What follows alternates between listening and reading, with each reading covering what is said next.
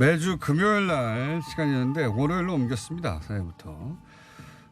다른 정당의 코너들도 다 요일 재배정을 했는데 우나이퍼 우상호 의원 나오셨습니다. 안녕하십니까? 네, 안녕하세요. 네, 월요일 날 나오시니까 어때요? 이게 좀 낯서네요. 뭐 좀 정리하는 느낌이 안 들고 새해 월요일이니까 이걸 뭐 일주일을 예고를 해야 되나 어떻게 해야 되나 지금. 이제 월요일 날 얘기하고 계속 일주일 내내 두드려 맞는 거죠. 다른 정당에 의해서. 그 용도구나. 예. 여당이니까 어쩔 수 없잖아요. 예. 예. 예. 지난주 금요일 날 우나이퍼 안 한다고 네. 문자 많이 왔어요. 그래요? 왜 안 하냐. 네. 예. 그래서 뭐 없앴다고 그랬습니다. 저희가. 자, 연말 연시여가지고 사건들이 제법 많았습니다. 네네. 예. 제일 제가 경험한 것 중에 이렇게 연말연시에 그러니까요. 이 정쟁이 이렇게 계속된 경우가 거의 없었어요. 보통 연말에는 되게 이제 마무리하는데. 그런데 이런 건 있었죠. 가령 예산을 예. 31일 날 뭐 차수를 바꿔서 1월 1일 새벽에 한 적은 있는데 이렇게 무슨 정쟁성 운영위원회를 처음인 것 같아요. 1월 1일 아침까지 한 거는. 네. 12월 31일 날 해서 너무 해를 넘기는 거 이런 거 처음인 것 같아요. 네. 처음인데 마지막이었으면 좋겠어요. 이게 뭡니까? 그 건이 이제 김태우 수사관이 얘기했던 민간인 사찰 혹은 뭐 탄압 블랙리스트 이런 건이지 않습니까? 네. 국회 운영이 좀 지나긴 했는데 총평하자면요. 뭐 나경원 원내대표와 자유한국당의 완패, 그다음에 임종석 조국 홍영표의 완승. 저는 그렇게 봅니다. 완승한 사람이 많네요. 이제 한 집단이니까 여기가. 홍영표 선배는 더군다나 또 사회를 보셨잖아요. 정말 잘 보시더라고. 예. 그러니까 여당 입장에서는 굉장히 만족스러운 진행이었어요. 근데 실제로 제일 중요한 건 이건 역시 진실의 승리예요. 만약에 실제로 이 정권이 김태우 그 전 수사관이 말한 그런 행위를 했다면 그날 뭐 완전히 사과하고 사퇴하겠다고 하고 뭐 그런 날이죠. 근데 그럴 수도 있다는 기대를 안고 본 사람들도 꽤 있을 거예요. 근데 저는 뭐 저도 이제 원내대표 해보면 이 같은 편이어도 이건 좀 위험한 사안이다 이런 게 있어요. 근데 제가 볼 때는 김태우 씨가 터뜨렸다고 하고 나경원 원내대표가 확대 재생산 내용들 대부분이 저건 김태우 씨가 자기의 명리를 위해서 혹은 자기 실적을 위해서 했던 자기 개인 비리들을 정권의 비리로 둔갑시킨 거기 때문에 저는 저거는 다 드러난다고 봤어요. 그중에 특히 이제 김정주 환경산업기술원 본부장. 네, 클라이막스였죠. 그게 거기서 딱 꺾였어요. 처음에 근데 그분 음성 나올 때 긴장했습니다. 그분 음성 나오면서 우리가 모르는 무엇인가 또 있었나 보다 그래서 그러니까요. 그랬더니 우리가 모르던 그 무엇이 결국 23번 비례대표 후보였다는 거. 하나하고. 임기가 다 만료됐는데 저분 왜 저러시냐. 임기를 정상적으로 맞췄다. 정상적으로 맞추고 그다음 후임자를 복구해서 한 2개월 더 했을 거예요. 이 사람 2개월 줄 알고 더 가져봤으면서 그걸 그런 식의 녹취를 해. 그러니까 제가 볼 때 이거 왜 그랬을까요? 임기를 정상적으로 마치고 게다가 1년 더 하고. 이런 분들은 2개월 더 남았다. 다음에 또 출마하기 위해서 자유한국당의 정략적 의도에 협조해 주는 거죠. 녹취를 한다고 그러니까 네 협조할게. 내가 다 얘기해. 녹취상으로 보면 뭐 폭행도 당하고 막 사찰도 당하고 부당한 대우를 엄청나게 당해서 쫓겨난 사람처럼 인터뷰를 했는데요. 아니 그러니까 진짜 그 녹취가 나올 때는 저도 당황했다니까요. 저게 뭔가. 이야 이것도 우리가 모르는 무엇인가에 또 어디선가에 무슨 잘못이 있었나 보다. 그런데 김정민 의원이 그분 비례대표 23번인데 서로 짜고 한 거 아니요? 하니까 갑자기 분위기가 확 바뀐 데다가 임병석 비서실장이 이분은 임기를 다 마치시고 몇 개월 더 하신 것으로 확인됐습니다 하는 순간 사실 이 청문회 끝난 거죠 사실. 왜냐하면 거짓말을 했기 때문에. 이건 그분이 명백하게 자기가 임기를 중단했다고 말하진 않았지만 세상에 임기를 마치고 나서 간 것도 쫓겨난 거라고 얘기하는 그런 정당과 그런 진술인이 어디 있어요? 그거가 뻔히 다 기록으로 남아있을 텐데 어떻게. 그 순간 그것을 이 여당 의원이나 청와대가 대응하지 못할 거라고. 실시간 대응하지 못할 것이다. 그렇게 판단한 것이죠. 물론 이만희 의원은 그걸 미처 파악 못했을 수 있어요. 그러나 김정주 씨 본인은 뭐 이렇게 협조해 놓으면 나중에 대가 보상이 있지 않을까 이렇게 생각했을 수 있는데 굉장히 기민하게 김정민 의원이나 임종석 실장이 잘 대응을 했죠. 이해가 잘 안 갔어요. 저는 이렇게 금방 그 자리에서 밝혀진 거 아닙니까? 문제는 이제 나경원 원내대표가 현장에서도 이 사실을 모르는 사람은 나경원 원내대표였을 거라는 거죠. 그러니까 대응을 못 하잖아. 그래서 완패라고 한 거예요. 이게 의혹은 제기하는 쪽에서 입증하는 책임이 있는데 오히려 의혹을 입증하면서 가짜 방법을 썼기 때문에 이거는 뭐 명백히 자유한국당의 패배죠. 네. 요 김정주 본부장의 어떤 녹취 증언이 뒤집어지면서 사실상 운영위의 승패는 갈려버렸죠. 그래서 저는 한 10시면 끝나겠구나 생각했는데 네. 창피하니까 새벽 1시까지 하는 방법으로 바꾼 거예요. 창피하니까. 그게 이제 그런 게 있어요. 뭐 큰 성과가 있으면 열심히 끝내거든. 근데 이게 얻어낸 게 없으면 시간이라도 끌어서 열심히 한 거를 보이자 이렇게 간 거지. 창피하잖아. 1월 1일 새벽 1시까지 한 게 무슨 성과라고 그걸. 예. 집에 가기가 미안했나요? 민망했겠지. 좀 더 늦게. 빨리 가기가 민망. 그렇다고 한 얘기 또 하고 새벽 1시까지 한 것도 민폐죠. 네. 요거는 저희가 이번 주에 있을 나경원 원내대표가 된 이후 새로운 대타가 또 어느 분이 자유한국당 그건 밝힐 수가 없습니다. 그분이 나오셔서 다시 네. 정리를 또 자유한국당 입장에서 또 와서 뭐 우기겠지 뭐. 자유한국당 입장에서 정리를 했을 텐데 네. 민주당 입장에서는 거기서 끝났다. 그리고 민망해서 빨리 못 나온 거다. 예. 그렇죠. 네. 이렇게 보시는 것이고 말 나온 김에 나경원 원내대표의 한 달은 어떻게 평가하십니까? 글쎄요. 이제 사실은 그 운영위원회 소집을 대통령에서 받아낸 것은 큰 성과입니다. 그렇죠. 그 자체는. 그 자체로 성과예요. 민정수석도 나오게 하고 10년 예, 만에. 그럼요. 근데 그거를 제대로 요리하지 못한 걸 보면 이제 조금 그 전체적인 측면에서 보면은 좀 이 실책이 더 많았다. 첫 번째 작품이었는데요. 예. 그리고 이제 그때 나경원 원내대표의 말이 너무 이렇게 몰상식했어요. 그 양도구육 이런 말은 원래 하는 거 아니에요. 그건 바로 면전에서 네. 그 양의 탈을 쓴 그 개, 늑대 이런 소리 아니에요. 근데 그렇죠. 그런 얘기는 양고기를 판다고 하는 개고기를 팔았다는 거죠. 어쨌든 예. 그러니까 얼굴은 양의 탈을 썼지만 네. 실제로 너는 개다, 늑대다 이 소리인데 그런 얘기는 그렇게 안 하죠. 보통 대변인들은 써도 당 지도부는 안 쓰거든요. 그만큼 자신이 있었다는 거 아니죠. 또 이건 너무 오바다 이렇게 봤는데 제가 볼 땐 너무 그 정쟁 일변도로 가는 것 그건 별로 썩 좋은 건 아닙니다. 제가 같이 남가요 했던 파트너라 더 심하게 말할 수도 있지만 꼭 참는 건데 좀 이제 이 강약 고조를 좀 조절하실 필요가 있다 이렇게 봐야죠. 알겠습니다. 본인도 원내대표 선배로서 말하는데 그죠? 네. 야당 원내대표를 오래 하셨거든요. 근데 이제 본인은 어떻게 했을지 모르지만 이 운영위원회에서 성과를 얻지 못한 것이 굉장히 내상이 깊은 건데 네. 본인은 내상 입은 거는 생각을 안 하고 그걸 얻어낸 것이 성과다라고 하는 생각 때문에 더 지금 드라이브를 그러니까 계속 만회해야 되니까요. 원내대표를 해보셨으니까 야당에. 네. 원내대표로 해서 이런 이벤트를 끌어냈는데 그게 성과 대신에 오히려 타격이 됐어요. 그러면 원내대표는 어떤 내상을 입습니까? 당연히. 힘들어요 좀. 의원들의 중지를 모으기 지지자들이 예. 야 이러려고 했냐 이렇게 비판이 오면 죽어라고 고생해서 뭔가를 만들어냈는데 좋은 평가를 받지 못하면 힘들죠. 위축됩니까? 위축되죠. 네, 근데 이분은 위축될 뿐이 아니에요. 이분은 성과를 중심으로 머릿속에 기억하실 분이기 때문에. 네. 자, 바로 이어서 김태우 수사관 사안이 끝나나 했더니 이제 신재민 전 사무관의 사안이 터졌습니다. 이 네. 사안은 어떻게 평가하십니까? 제가 볼 때 김태우 수사관의 증언과 발언은 대부분 허위로 밝혀졌기 때문에 네. 뭐 크게 저희는 신경 안 씁니다만 신재민 사무관은 적어도 당시에 서기관 사무관이죠 사무관. 그분 서기관 아닙니까? 사무관입니다. 네. 4년차 사무관. 사무관. 네. 사무관이죠. 네. 근데 이제 이분이 한 얘기 중에 일부는 진실이 있어요. 네. 뭐냐면 당시에 그 국고국 예. 그러니까 국가 부채를 관리하는 사실이 있는 거죠. 사실이. 그렇죠. 아니 네. 거기는 대체로 이 세수 잉여 세수가 좀 남으면 빚 갚자고 주장하는 부서예요. 그러라고 있는 국입니다, 여기가. 그렇죠. 네. 부채를 줄이는 일을 해야지. 회사로 치면 한 대리급 정도. 그래서 되는 거죠. 김동연 부총리 말이 맞는 거예요. 너나 네 주변의 그 몇 사람은 그것을 빚을 갚자고 했으니 네. 그런 진실, 소신이 있을 수 있다. 예. 근데 네 소신이 그 국고국의 입장이 받아들이지 않았다고 해서 그게 정권 비리거나 예. 기재부 전체가 압력에 굴복한 거라고 얘기하는 것은 이해가 안 간다.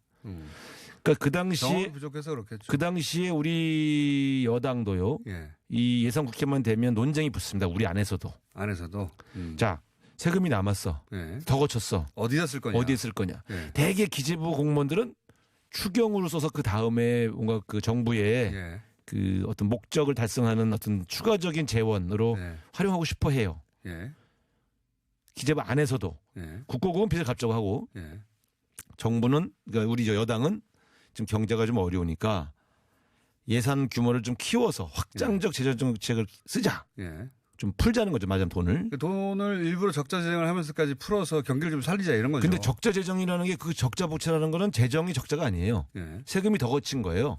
그러니까 초과 세수가 나온 거죠. 네네. 그러니까 여기는 적자 부채가 뭐냐 아니냐는 건 헷갈리니까 들어보실 필요가 없고 예. 본질은 세금이 더 거쳤는데 14조가 예. 이걸 빚 가운데 쓸 거냐 아니면 더 풀 거냐 예. 요 논쟁밖에 없었어요. 예. 실제로. 네. 그러니까 쉽게 보시면 돼. 근데 이제 국고국은 빚을 갚자 그랬고 예. 일부라도. 그러라고 있는 국이에요 여기가. 네. 근데 기재부는 그것을 그 다음 해에 예. 소위 말하면 추경으로 쓰고 싶어 했던 거고 장관이랑 예. 그 저 차관은 예. 정부 여당은 아예 본 예산에다가 좀 앞으로 예. 이 저 자꾸 이 잉여 저 초과 세수가 자꾸 남는 거는 너네가 세수 추계를 잘못한 거 아니냐. 네. 자꾸 그렇게 하지 말고 아예 확장적 예산을 편성해라. 하는 게 이제 우리 입장이고 아하. 여당. 이건 삼각 공방이 벌어졌던 사안이에요. 예. 신재민 씨가 이걸 다 알 리가 없습니다. 그렇죠. 네. 본인은 그런 논의에 그러니까 이분은 자기가 알 수 없는 얘기까지를 해석을 해서 예. 박근혜 때의 빚을 유지하려고 했다. 그러니까 신재민 씨가 정책적 판단에 대해서 의견을 얘기하는 건 있을 수 있어요. 그렇죠. 근데 거기서 멈췄다면 아무도 관심을 안 가졌겠죠. 왜냐하면은 맞아요. 5급 사무관 퇴사로 치면은 대리가 자기 네. 부서의 주장을 가지고 네. 우리 그룹의 전체 판단이 잘못됐다고 말하면 누가 관심 가집니까? 몰라서 그런다고 하지. 그런 근데 비유가 아주 적절했어요. 네. 비유가 그런 거거든요. 네. 지금 회사 그룹에 있는데 네. 계열사에 네. 대리가 이거 회계 담당인데 네. 이거 회사 잉여금이 있는데 이거 빚 갚는 데 씁시다. 그런데 회사에서 본사에서 아니야. 우리는 투자할 거야. 시설 투자할 거야. 그랬더니 저거 잘못됐다고. 그렇죠. 그렇게 대리가 말하면 사람들이 관심이 없어요. 네. 그 정도 사안인데 여기 해석이 붙습니다. 정치적 해석이. 이거는 박근혜 전 정부를 모욕을 주기 위한 것이다. 아니 이제 부채 비율을 더 유지하려고 했다는 건데. 그렇죠. 더 이게 말이 안 되는 게 우리가 노무현 대통령 말기에 빚이 한 230조 정도의 국가 부채가. 예. 이명박 박근혜 두 정부를 거치면서 이게 660조, 700조 가깝게 늘어났거든요. 예.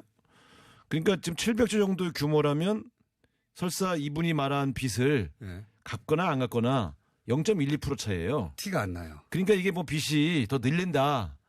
0.12% 늘었는지 안 늘었는지 국민이 어떻게 합니까? 알 수도 없어요. 그래서 그걸 네.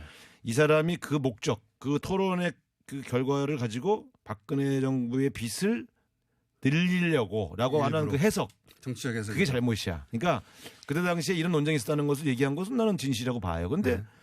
해석에 자기 주관적 해석을 붙인 것. 근데 그 해석이 붙으면서 이게 정치적 사안이 된 거죠. 예. 그러니까 이 해석이 없었으면 앞부분은 네. 그냥 사무관의 개인 의견에 불과하기 때문에 아무도 관심을 맞아요. 안 가져요. 맞아요. 그리고 전체를 볼 수 없는 입장이기 맞습니다. 때문에 네. 그러니까 그러면 해석이 틀리면 네. 이 해석이 말이 안 되잖아요. 근데 이분이 해석이 이런 틀리면- 주장을 할 이유가 없죠, 사실은. 그 해석이 틀렸기 때문에.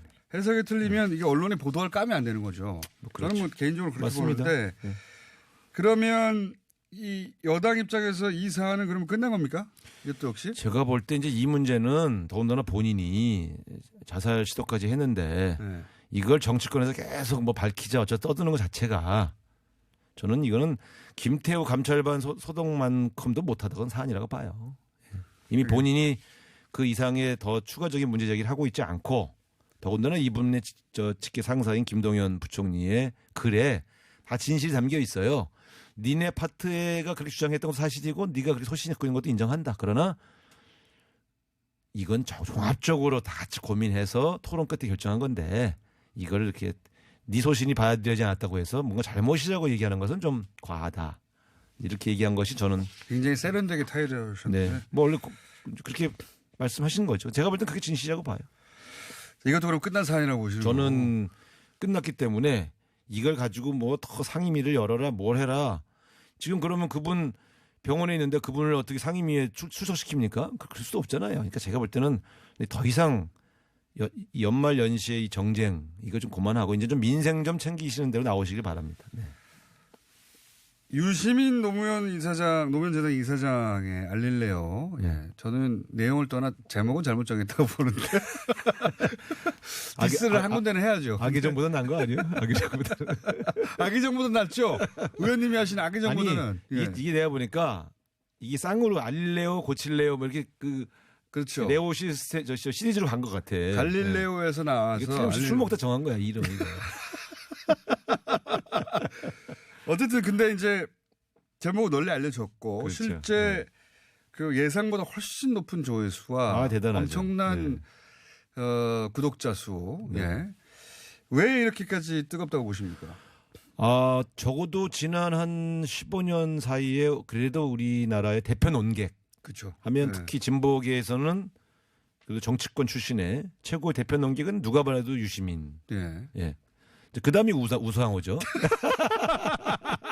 슬쩍 끼워놓고. 근데 우상호는 몰랐어요, 사람들이. 그러니까. 뉴스공장을 통해서 발견된 대표 논객의 등장. 예. 이거는 이제 잘 아시겠습니다만 어디나 예. 대표 선수의 등장은 사람들을 흥분시키죠. 야, 뭐라고 말을 지켜보자. 근데 그 자체만으로는 그거 이상의 이제 반응이다. 그러니까 그 이상의 의미를 해석해 달라는 거죠. 거기까지는 다 아는 얘기고요. 네. 다 아는 얘기였나요?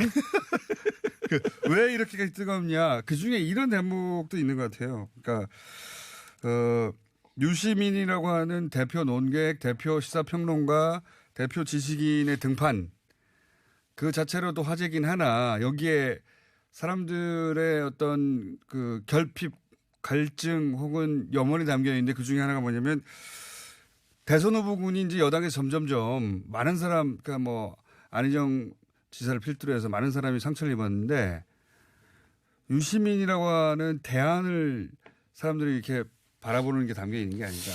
꼭 대선 후보 문제는 저는 조금 아닌 것 같고요. 아직은. 그러니까 그 직접 기대. 그렇죠. 기대라는 저는 거예요. 오히려 홍준표 전 대표가 이제 나타나서 갑자기 이 유튜버를 점령했다. 예. 이렇게 보이는 것에 유튜브는 대해서 점령할 수가 없어요. 아닌 것은 그렇게 보도가 되니까 예. 뭔가 우리 쪽의 대표 선수의 등장을 갈망하던 분들이 예. 홍준표 대표를 꺾을 수 있는 그렇죠. 대표 선수의 등장에 더 환호했다고 보고요. 그런 타이밍이 딱 절정했던 것도 맞고요. 이 대표 선수가 다음에 이제 대통령으로 출마할 거냐 여부도 관심사지만 예. 그것 때문에 더 들어온 거 밑에 아니에요? 깔려 있다는 거죠. 저변에. 예. 그게 네. 이제 폭발력을 배가시키는. 근데 본인이 이제 뭐 어떻게 할 거라고 보십니까? 저는 여러 번 말씀드렸습니다만은 본인이 이 정치는 본인이 안 한다면 안 하는 거예요.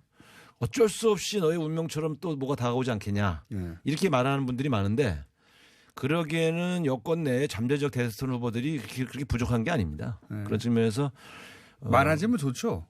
더 좋죠. 여권 입장에서. 저는 되게 기분이 좋아요. 이게 왜냐면 그래요? 유시민 선배 같은 분까지 등판해서 예. 장이 더 확대되면 전 더 조국 수석도 운영위에서 잘해서 갑자기 또 그렇게 거론하는 사람들도 있습니다. 조수석은 원래 인기가 좋았죠. 그렇긴 한데 한동안은 좀 언론에 등장하지 않고 묻혀져 있다가 네. 민정은 원래 가려져 있어야 되니까 예. 그날 등장해서 저는 뭐 또 옛날에 그 과거 좋아했던 많은 분들이 다시 또 이렇게 유심히 들여다볼 수 있는 기회가 된 그래서 것 조국 수석도 잠재적인 후보군으로 다시 그럼요. 좋죠. 들어온 게 아닌가. 네. 여당 입장에서는 좋죠. 이 조국 수석의 운영이 등판은 도움을 준 것이다. 결과적으로는 저희에게 도움이 됐죠. 그러니까 그러니까요. 지금 조국 수석의 등장, 임종석 실장의 이제 당으로 귀환, 귀환이 확정적인 거죠 지금. 그건 뭐 확실합니다. 예. 비서실장 정도는 확실하죠. 저희가 그 정도는 알죠. 보도가 그렇게 많이 됐는데. 예. 그 다음에 이제 유시민 선배의 어떤 대표 논객의 등장 이런 것들이 저희로 보면 좀 뭔가 이렇게 지난 연말 10월, 11월, 12월 좀 밀리는 느낌이었던 네. 여건으로 보면 반가운. 임종석 실장이 복귀해서 뭐 총선 나가겠습니다만 위상도 달라졌잖아요. 네. 사실은 네. 어느 정도 급으로 달라졌습니까? 대선 후보 여기도 잠재적 대선 후보입니까? 군 중에 하나죠. 한 10명 정도 중에 하나라고 봐야죠. 예. 그러면 이분도 나옵니까? 어딜요? 다음 대선 판이 벌어지면? 그거는 모르죠. 그거는 일단은 쉬고 싶다고 그러던데 예. 뭐 좀 며칠 쉬겠죠, 며칠. 아니요, 꽤 오래 쉴 거예요. 아 그래요? 예. 꽤 오래라는 건 몇 개월 정도 쉰다. 몇 최소한? 개월 더 쉴 수도 있어요. 그래요? 내년 총선 시즌이 시작되기 아니 근데 이렇습니다. 이 비서실장까지 한 분이 네. 어디 지역구를 잡아서 지금 거기 이미 우리 국회의원이 있고 우리 위원장이 있는데 네. 그 지역에 사무실 내고 움직일 리는 없어요. 그럼 어떻게 그렇게 해요? 대선 네? 비례로 나옵니까? 아니 당에서 이제 어떤 지역에 꼭 필요해서 네. 전략공천한다? 등장을 해달라고 요청을 해야 움직이지. 아, 나 이 자리 달라고 못한다? 그건 못하죠. 대통령 비서실장까지 하신 분이 역대 그런 분이 어디 있어? 그래서 그건 미리 임종석 막는 거 아니에요? 아니 그건 임종석 실장 정도는 그렇게 그 구차하게 하실 분이 아닙니다. 네. 전략공천을 할 것이다 아마. 아니 그건 당의 문제고 네. 어쨌든 당에서 필요해서 어디에 좀 출마해달라고 요청을 해야 움직이지. 청와대 비서실장까지 하신 분이 뭐 어디 가서 이렇게 지역구 움직이고 악수하고 다니고 그럴 수는 없죠. 그렇다더라도 그러면 어떻게 다시 총선을 통해 복귀합니까? 자기가 직접 안 움직이면. 그건 내년 총선 가서 보시죠. 뭐 지금 뭐 1년 6개월 아주 곤란해졌네요. 그러니까 임종석 비서. 곤란해진 건 아니죠. 본인은 이 정권의 초기에 안착과 성공에 도움을 줬고 좋은 평가 받는 것으로 크게 감사하고 있어요. 근데 정치인들은 원래 한 1년 노출 안 되면 잊혀지는데. 아 괜찮습니다. 그 정도 비중 있는 사람은 괜찮습니다. 괜찮아요? 미리 차단하는 거 아니에요? 나오지 말라고? 아니에요. 여기 뉴스공장에 한번 초대하세요. 본인 입을 한번 들어보세요. 마지막으로 요 질문만 하고 끝낼게요. 이제 자유한국당 당권 이거 굉장히 중요하잖아요. 네. 자유한국당 입장에서 보수 진영에서는 결국 누가 당권을 지냐에 따라서 올해 내내 어떻게 되느냐 그리고 다음 총선 대선까지 이어지는 건데 누가 당권을 집니까? 그러니까 이제 이게 이번 주 다음 주 사이에 벌어질 가장 관심 있는 정치 토픽인데요. 친박 진영이 지난번 나경원 원내대표를 만들듯이 예. 총집결해서 제3의 인물을 선택을 하면 유리하죠. 그분이. 예. 바닥은 아직 친박 의원들 판이니까. 근데 예를 들어 지금 들리는 말로는 그렇게 결집하는 것 같지도 않다는 거예요. 그래서 예를 들어 친박이 민 후보가 당권을 잡게 되면 정계 개편은 소폭으로 이루어질 수밖에 없고요. 예. 만약에 좀 혁신적이고 개혁적인 보수 인사가 당권을 잡게 되면 바른미래당에 있는 의원들이 복귀할 명분이 되잖아요. 그래서 중폭 개편이 되죠. 누가 되는 겁니까? 그래서 지금은 아직 친박의 그 움직임이 어느 쪽으로 가셔야 되는가를 한 일주일 더 봐야 될 것 같아요. 친박이 누구를 선택하느냐 거기 달려 있다. 그렇습니다. 만약에 친박이 후보를 안정하면 예. 그래서 황교안 총리가 안 나오면 그러면 이거는 이제 백가쟁명이 되니까 그러면은 오세훈 시장이 좀 유리할 수도 있는데 이분은 세력이 없단 말이에요. 세력이. 이거 친박이 오세훈을 선택할 수도 있나요? 만약에 나경원 대표를 선택하듯이 친박이 오세훈을 선택하면 이거는 되는 거 아닙니까? 되는 거죠. 예. 그러면 그건 정말 대단한 일이 되는 거죠. 알겠습니다. 오늘 여기까지 하겠습니다. 자, 다음 월요일 주에 한번 봅시다. 다음 주에 쭉 조사를 좀 해주시고요. 네. 방송에 내용이 있어야 되거든요. 준비 좀 해주세요. 그냥 와가지고 요 앞에서 맨날 대본 몇 번 읽고 나오지 마시고. 시큰 얘기 시켜놓고 저렇게 많은.